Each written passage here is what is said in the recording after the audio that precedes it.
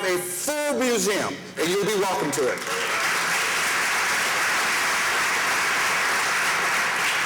Our goal is to get people to talk about race. We're not afraid to talk about race. We're afraid not to talk about race. There's some big lies in this country. One of the big lies is that if you stop talking about race, racism will go away. That doesn't even make stupid sense. The reality is we talk about race all the time. We talk about it in the bathrooms, in the corridors, at our dinner tables. We talk about it in places where our ideas are not challenged. It's not that we don't want to talk about race. We don't want to listen to what the other person is saying. That's an everyday object.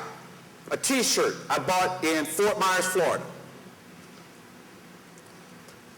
A lot of the old caricatured images of African Americans are now being placed on Caribbean Americans. If you were to come into the museum, you don't hear me talking like this. I don't talk hardly at all. What I do is ask questions. And so I hold this shirt up, an everyday object, hold that shirt up in front of people and I ask them, what is it you see when you see this? If all you knew about peoples of color was what you saw when you saw this picture, would you want one living next door to you? Would you want one as president? And we find people where they are, and we talk openly and honestly. One of the worst mistakes I made was to name that facility the Jim Crow Museum. It was a practical decision because all the objects I had at that time had been created during the Jim Crow period. It was a mistake because it implies in some way that racist objects stopped in the 1960s. If you go to Spencer's, how many of you know Spencer's the store? Yeah, then you know they didn't stop. Okay?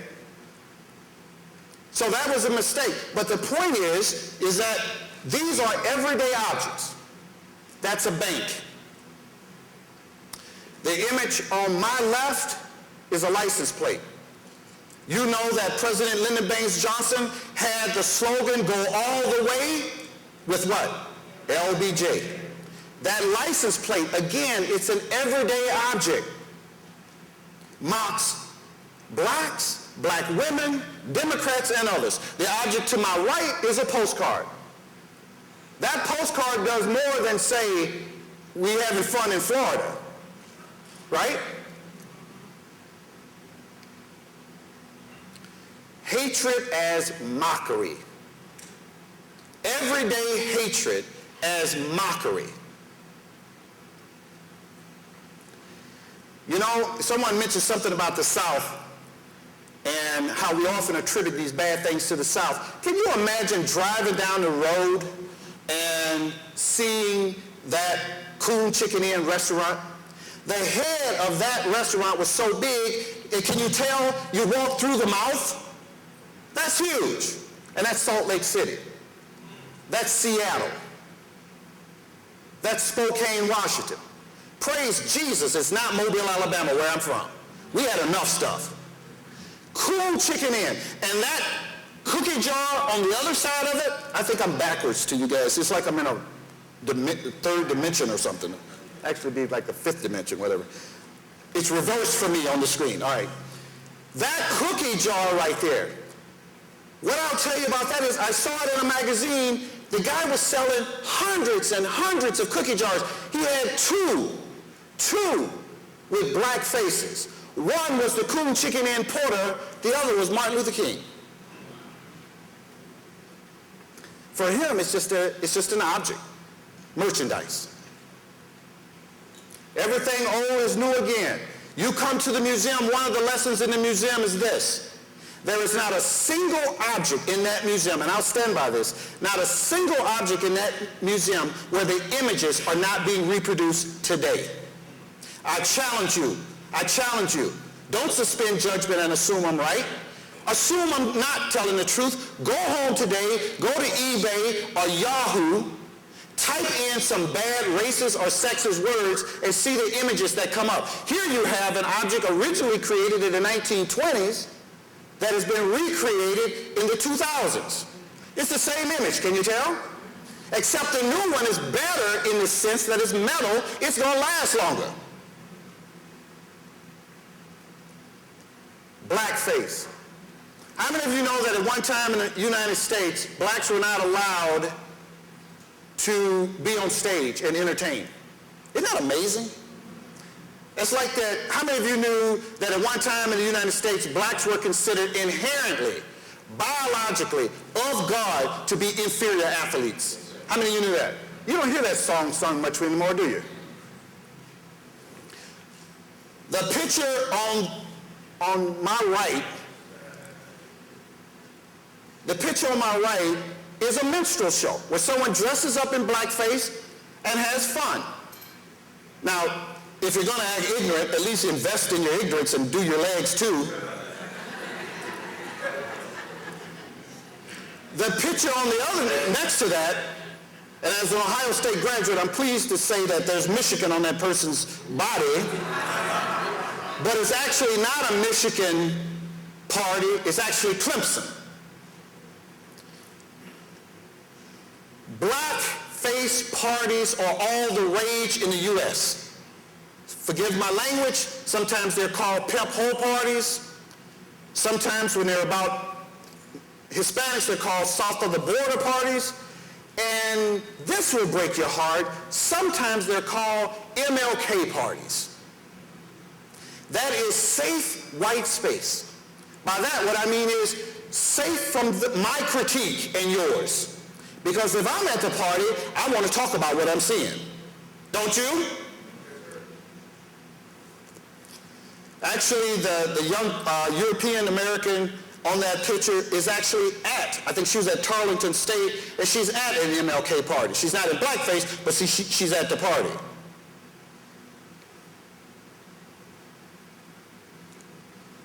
Racial imagery is a way of saying, I don't have to listen to what you have to say. You don't matter to me.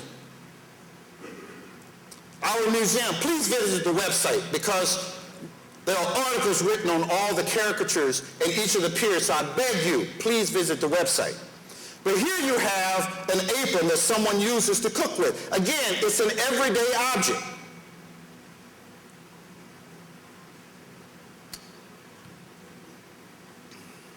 When President Obama, actually it was Senator Obama, was waiting for the results of the election, I was also waiting. When I was watching television to see who was winning, I'm assuming he was also watching television. I don't know if we share in common that at a certain point I had to get away from my family. So I went upstairs because they were talking too loud. I wanted to be by myself witnessing what I hope was history. So I went upstairs. And as soon as they announced the results from California, my wife, she came running up the stairs, and we met at the top of the stairs. And we held each other, and we cried. I cried from Alabama. You understand what I'm saying? I cried from fried catfish, grits, homemade biscuits, Alabama. Okay? From a place where folks don't eat donuts for breakfast. Okay? That's what I cried from Satchel Page's, from the Mobile Black Bears, Pritchard, Highway 45, Alabama. Okay? And I cried from here, Old Testament, weeping and gnashing. I don't know what she was crying about. But it dawned on me as I was holding her that there were a lot of Americans crying. But they weren't crying for the same reason I was crying.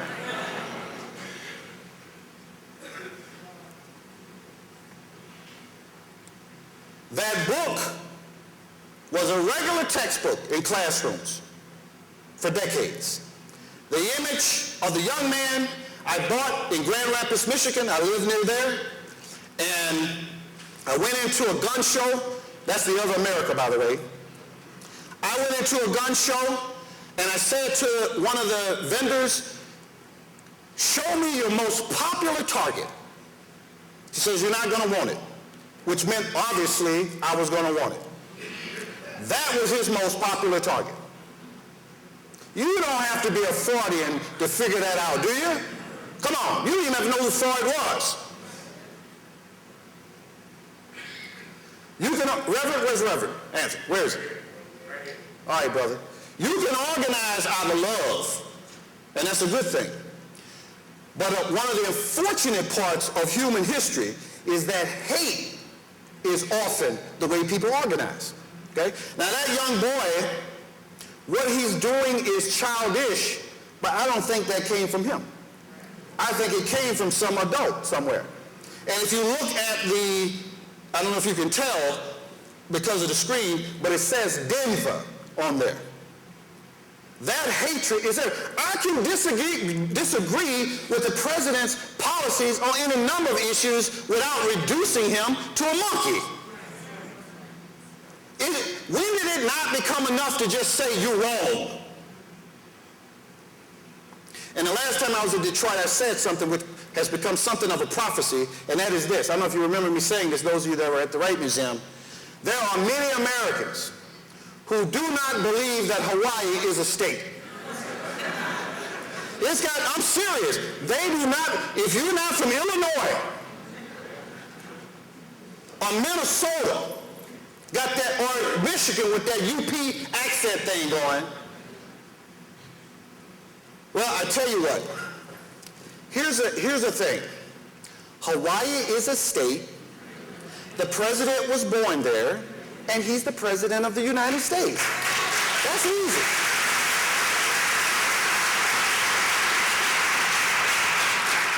And when's the last time we asked a sitting president to show his papers? That is the most amazing thing I've seen in my whole life. I don't have papers on me, but you know I'm here. Wow. There are some presidents I'd like to see their papers. And that other sign, that's the real fear. I haven't lost something here. There we go. Again, these are everyday objects. Everyday objects. And do you know, and I know some of you know because you're veterans of the civil rights movement, but you know that when they went looking for Goodman, Swarner, and Cheney, and they dragged, I got to get to my English thing, when they dragged those rivers, what did they find? Other people. Didn't they? And the only I love Eyes on the Prize. I love that series. But you know, you quibble with little things. The one thing I quibble about in that series is that when they were discussing finding those bodies, they used this phrase, they found dozens of unnamed bodies. And I quibble with that. You know why? Because we all got names, baby. We all somebody's child. So the NAACP used to do the research, coming up with somewhere between 3,500 and 4,000 lynchings. And now you hear on Fox television commentators joking about lynching, getting rid of the president. One of my friends, Carvin Eisen, professor at New York SUNY, is coming out with a video where he shows the relationship between old-fashioned lynching metaphors and the President Obama's candidacy. It's a brilliant documentary.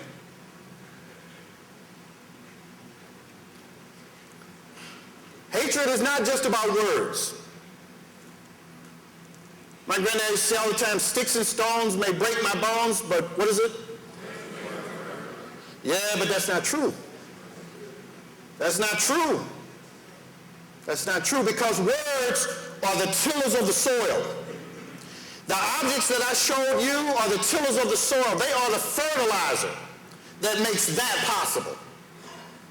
They are the fertilizer. I show people, they come into the museum, I show them all the objects of hatred on one side, and then I show them pictures of people being physically brutalized. People being brutalized daily with systemic poverty. I show them that because that and that are related. Does that make sense? Yes, sir. Yes, sir.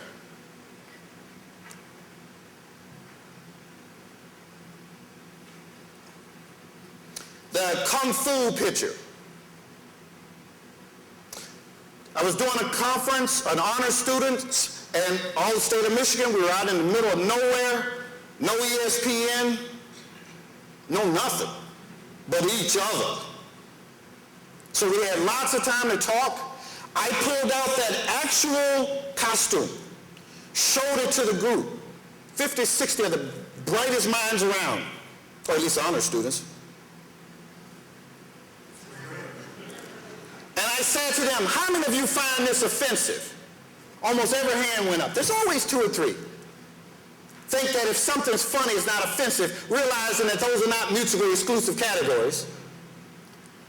But most of them raised their hands.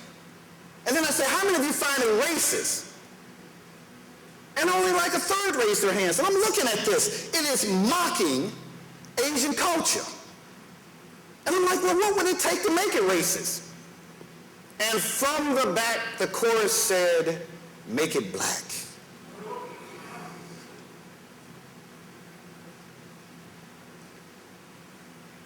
Well, I got to make a quick comment. You know, this whole mascot thing, that is the most amazing thing to me. First of all, most of the names we use for Native Americans aren't even the real names, right? So we call someone Navajo instead of Dene, right? We don't know what we're talking about half the time. And then some of the mascots, it's just actual racist language. How is it that someone could think that calling someone a redskin is not racist? Do what the people in Tallahassee did. Go to the tribes, respect them, and say this right here, out of respect. Say this: we got a lot of money invested in this. We got a lot of tradition invested in this. When we started, this institution was not by you or for you, but we're here now. What is it we can do to keep the Seminole mass? In other words, start a conversation, start a dialogue, and start it with the truth, what your vested interests are. We have schools that mock the rituals, the spiritual rituals of indigenous people. When I was a young boy, the Atlanta Braves used to have Chief Nakahoma, who'd come out every time Hank Aaron and Tommy Aaron, or anyone else, mostly Hank Aaron, hit a home run, and do what he thought was a version of an Indian wedding ritual. Now, can you imagine if every time somebody hit a home run, we baptize somebody? Actually, there is a kind of good thing with that, though. You know what I'm saying? That may not be too... You get the point I'm trying to make, Reverend.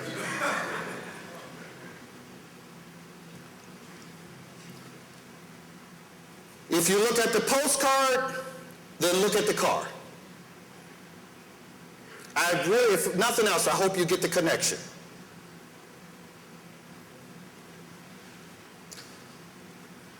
The Jews did not kill Jesus, by the way. Can we let that go? Which group killed Jesus? The Romans. This is interesting. I'm going to get closer here. We often treat poor whites with the same disdain that we treat minorities. Hello? We treat poor whites. And you know what that means? It means sometimes we treat them with virtue. Like, think of the Waltons. Patriotic, loving,